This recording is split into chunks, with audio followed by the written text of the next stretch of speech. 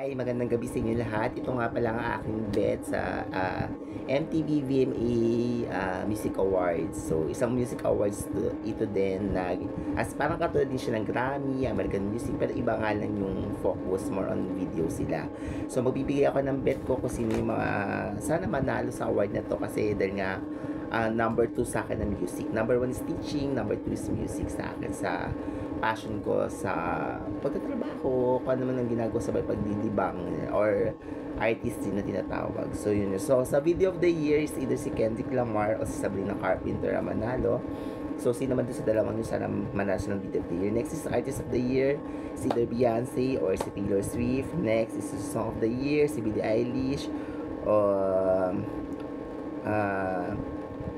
o si Bruno Mars. Tapos si best yung artist si Ella Langley. Nako, parang isang ano din yan, parang susunod sa yapak nila yung last best yung artist. Yan sila Dua Lipa, yan yung mga next na susunod. So yan siya kasi SOMBR kung hindi naman si Dua mananalo. Yun. Tapos hindi naman kasi kawalan ng award. Tsaka marami pa namang awards, baka hindi mo lang panahon, pwedeng sa ibang year na manalo ka pa rin.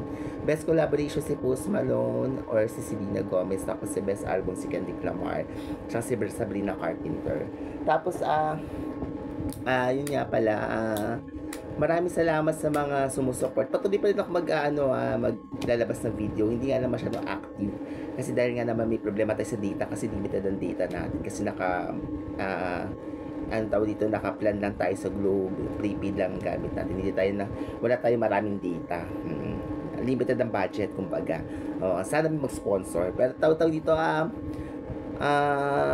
subscribe nyo ako ha. Subscribe nyo ako sa video na to. So yun.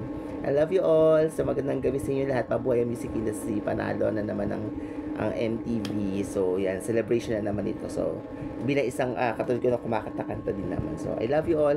Magandang gabi. Good night sa inyo. Happy weekends. Happy weekends sa inyo sa bukas, sa Friday. Happy weekend sa inyo. I love you all. Mahal ko kayo. Abangan nyo nga pala bukas announcement ay magla-live ako sa Star Maker. Manood kayo. Tawag dito, kakanta ko ng mga songs na kinover ko. So I love you all. Basta manood kayo sa akin sa Star Maker. Bye. Nadigay patuloy ako.